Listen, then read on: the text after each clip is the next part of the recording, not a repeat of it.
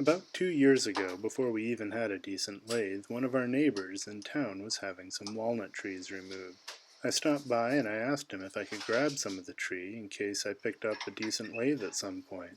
I told him I'd make sure the first bowl out of it would go to him. That spring we did get a lathe, and I did my first rough turning. However, the bowl did not survive. Much of the rest of the wood didn't fare so well either due to improper drying. This piece of walnut was one of the few pieces left, and I figured if I can't make a bowl, I can at least make him something from his trees. With the bulb roughed out, I needed some sort of template for the circle shape. A little cardboard and a finish can will make about the right size and shape. I only need about half the circle to hold up behind the bulb.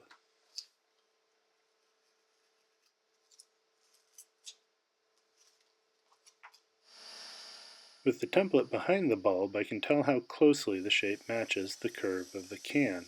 I'll remove a little material, check again, and repeat until I have something pretty close to a sphere.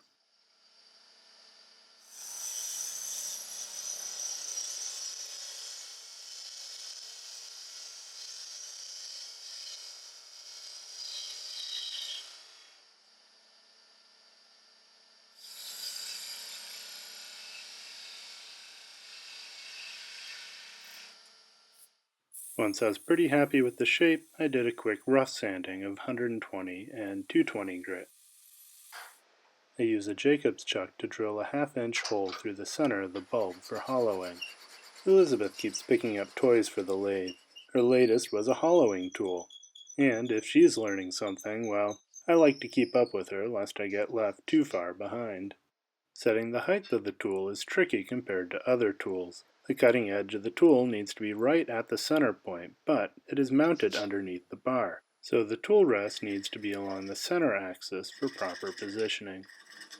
I discovered pretty early I should have used a Forstner bit to do the drilling, but I did get a lot of practice where I could actually see what I was doing. Once I opened up the hole a bit, I could start moving into the bulb for hollowing. This tool feels a little big for a smaller project like this since I needed to keep adjusting the angle of the cutting edge, but maybe that's normal for hollowing.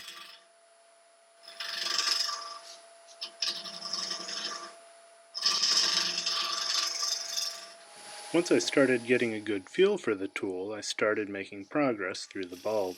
It wasn't perfect on the inside, but this project the goal is mostly to reduce the weight of the ornament so it doesn't have to be too pretty on the inside.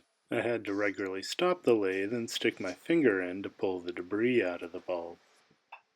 During one of those stops, I noticed there was a crack in the side of the bulb. I slathered some medium CA glue in it and hit it with accelerator, then returned to hollowing.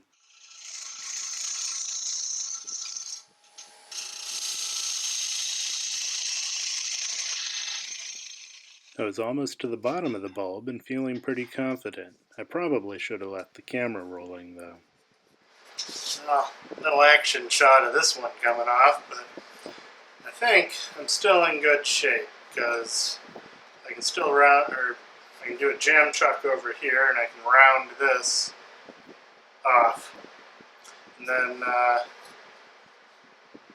we'll be able to do some sanding, get the CA glue off that has this crack that showed up before this popped off.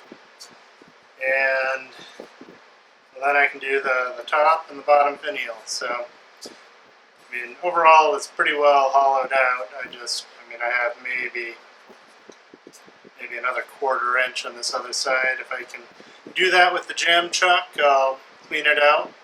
But if I can't do it with the jam chuck, it's still fairly light, so it's not going to be pulling the branch down. So, alright, let's make a jam chuck. I measured the opening of the bottom. Then I turned a tenon down to about the size and slid the bulb onto it.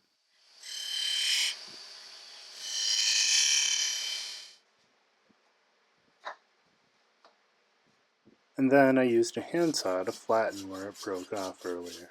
This made it so the conical center was not being pushed off center when supporting the bulb against the jam chuck. I used my smallest traditional grind bowl gouge to clean up the remainder. Then I sanded off the CA glue from the crack.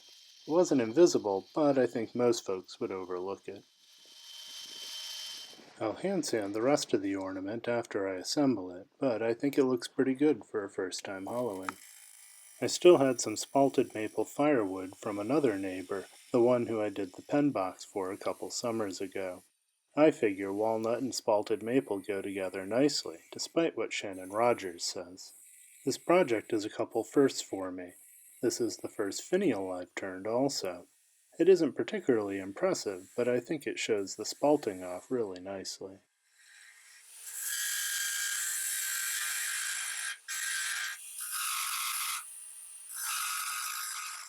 And we're into the beauty shots. The piece of walnut was an offcut from the original logs at an odd angle, which helps it to appear asymmetrical, which I like. And the spalting through the finial follows right down the axis, which worked out well. If you have any questions, leave them below. Have a Merry Christmas and God bless.